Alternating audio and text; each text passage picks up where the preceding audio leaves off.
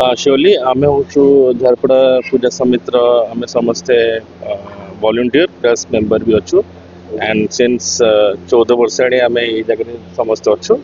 ଏଠି ଆମ ଗାଁ ହଉ କି ଏରିଆ ଅଞ୍ଚଳ ହଉ ସମସ୍ତେ ଏଇ ପୂଜାକୁ ଆମେ ଏକା ସାଙ୍ଗରେ ପାଳନ କରୁ। ମାନେ ଆଗରୁ ବୋଧେ ଅଲଗା ଜାଗାରେ ପୂଜା ହଉଥିଲା, ଏ ବର୍ଷ ଏଠି ପ୍ରଥମ ଥର ହେଇଛି। ହଁ ନିହାତି ଅଲଗା ଜାଗାରେ ହଉଥିଲା ଆଉ ପାଖରେ ବି ହଉଥିଲା, ବଟ୍ କିଛିଟା ନିଜ ଭିତରେ ବୁଝାମଣା ଟିକେ ରହିଲା, ଅସୁବିଧା ରହିଲା, ତ ସେଥିପାଇଁ ଆମେ ଏଠି କରିଲୁ। ଆଣ୍ଡ ସବୁ ଯେତିକି ବି ଆମେ ଗାଁ ଲୋକ ହୁଅନ୍ତୁ ପ୍ଲସ୍ ଝାରପଡ଼ା ଏରିଆର ଲୋକ ହୁଅନ୍ତୁ ସମସ୍ତେ ମିଶିକି ଏଇ ପୂଜାଟା ଆମେ କରିଛୁ। କଣ ସ୍ପେସିଫିକେସନ ରହିଛି ଆପଣଙ୍କର ମେଢରେ? ଶୁଣିଲୁ ସୁନା ଲାଗିଛି। ନିହାତି ଆମେ ଲାଷ୍ଟ 14 ବର୍ଷ ହେଲାଣି ଆମେ ନମ୍ବର 1 ପୂଜା କମିଟି ହିସାବରେ ରହି ଆସିଛୁ, ବିକଜ ଅଫ୍ ଡିସିପ୍ଲିନ୍ ହଉ କି ମେଢ ହଉ। ବଟ୍ ଏ ବର୍ଷ ଆମେ ଏହା ଗୋଟେ ଇନୋଭେଟିଭ ଜିନିଷ କରିଛୁ, ଯୋଉଟା କି ଆପଣ ଦେଖୁଛନ୍ତି ମାଙ୍କର କୃପା ହିସାବରେ, ମାଙ୍କ କୃପାରୁ ଆମେ ସୁନା ଅଳଙ୍କାର ଠାରୁ ଆରମ୍ଭ କରିକି ସବୁ ଜିନିଷ ଆମେ ସୁନାର କରିଛୁ। ସେଥିପାଇଁ ଯୋଉଟା କହିପାରିବେ ଆପଣଙ୍କୁ ଏଇଟା ଗୋଟେ ସୁନେଲି ମେଢ ହିସାବରେ ଆମେ ଏଇଟା ପରିଚୟ ଦଉଛୁ। ଓଡ଼ିଶାର ବୋଧହୁଏ ଫାର୍ଷ୍ଟ ପୂଜା ଯିଏକି ଏତେ କ୍ୱାଣ୍ଟିଟିର ଆମେ ସୁନା ଲଗେଇଛୁ, ଆଉ ଆରାଉଣ୍ଡ ବହୁତ କୋଟି ଟଙ୍କା ଖର୍ଚ୍ଚ ହେଇଛି, ଆଉ ସେଇଟା ସବୁ ମାଙ୍କ କୃପାରୁ ବି ହେଇଛି। ଯେତିକି ଠାକୁର ଅଛନ୍ତି ସବୁ ଠାକୁର ସବୁଥିରେ ଆପଣ ଦେଖିବେ ମାଙ୍କର ହାର ଠାରୁ ଆରମ୍ଭ କରିକି ମୂର୍ତ୍ତି ଠାରୁ ଆରମ୍ଭ କରିକି ଆପଣ ଯେତିକି ବି ଦେବାଦେବୀ ଦେଖୁଛନ୍ତି ସମସ୍ତଙ୍କର ଇଏରେ ସୁନା ରହୁଛି, ସୁନା ଅଳଙ୍କାର ରହୁଛି। ଆଉ ଯାହା ବି କରିଛୁ ଆମେ ମାଙ୍କ କୃପାର ହିସାବରେ କରିଛୁ। ପଛଟା ଆମର ଚାନ୍ଦି ରହୁଛି, ଏଇଟା ଆମର।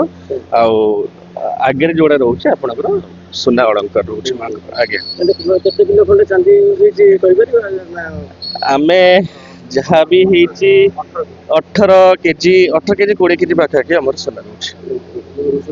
ଆଜ୍ଞା ଆଜ୍ଞା ଆଜ୍ଞା ଆଜ୍ଞା ଆମର ଖାଲି ସୁନାଟା ହଉଛି ଆପଣଙ୍କର 6.5 କେଜି ସୁନା ରହୁଛି, ରେଷ୍ଟ ଚାନ୍ଦି ହଉଛି। ଟୋଟାଲ ମିଶେଇକିନା 18 କେଜି ପାଖାପାଖି ହଉଛି। କେମିତି କଣ ଏତେ ମାନେ ଟଙ୍କା ଇନଭେଷ୍ଟମେଣ୍ଟ କରାହେଇଛି? ଦେଖନ୍ତୁ ସେଇଟା ସବୁ ମାଙ୍କ କୃପାର ହିସାବରେ, ଆଉ ମାଙ୍କର ଆଶୀର୍ବାଦ ବିନା ତ ଏଇଟା କେବେ ସମ୍ଭବ ନୁହେଁ। ବହୁତ ଭଲରେ ଆମେ ଚାହୁଁଛୁ କି ବହୁତ ଡିସିପ୍ଲିନ ହିସାବରେ ଲାଷ୍ଟ 14 ବର୍ଷ ଆଣି ଆମେ ମେଣ୍ଟେନ୍ କରିକି ଆସୁଛୁ ଆମ ପୂଜା ସମିତି। ତ ଏଇଟା ଆମେ ଚାହୁଁଛୁ କି ଏ ବର୍ଷ ବି ଆମେ ସେଇ ଶୃଙ୍ଖଳାରେ କରୁ, ଗଭର୍ଣ୍ଣମେଣ୍ଟଙ୍କ ଗାଇଡଲାଇନ୍ ହିସାବରେ କରିବୁ, ଆଉ ନିହାତି ସକ୍ସେସ୍ କରିକି ଦେଖେଇବୁ। এই ଅଞ୍ଚଳରେ ସବୁଠୁ ବେଷ୍ଟ ପୂଜା ଆମର ଓଡ଼ିଶାରେ ହେବ। ଭୁବନେଶ୍ୱରରେ ପ୍ରଥମ ଏତିକି କ୍ୱାଣ୍ଟିଟିର ସୁନା ଲାଗିବ? ନିହାତି ଆମେ ସେଇଟା କହିପାରିବୁ, ଏତିକି କ୍ୱାଣ୍ଟିଟିର ପ୍ରଥମ ଥର ଆପଣ ସୁନା ଦେଖିପାରିବେ।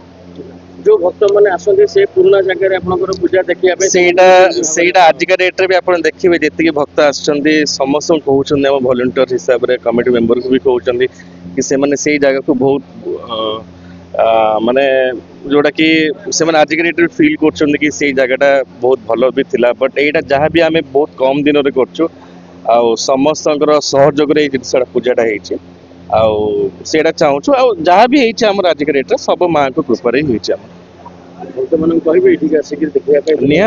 ନିହାତି ଆମେ ଚାହୁଁଛୁ ଆପଣ ଚ୍ୟାନେଲ ହିସାବରେ, ଆପଣ ଯେତିକି ବି ଚ୍ୟାନେଲ ଭାଇମାନେ ଅଛନ୍ତି, ଆମେ ଚାହୁଁଛୁ ଆସିକି ମାଙ୍କର ଆଶୀର୍ବାଦ କୃପା ଲାଭ କରନ୍ତୁ ଏବଂ ସବୁଠୁ ଇନୋଭେଟିଭ ମେଢ ଦେଖିକି ଯାଆନ୍ତୁ।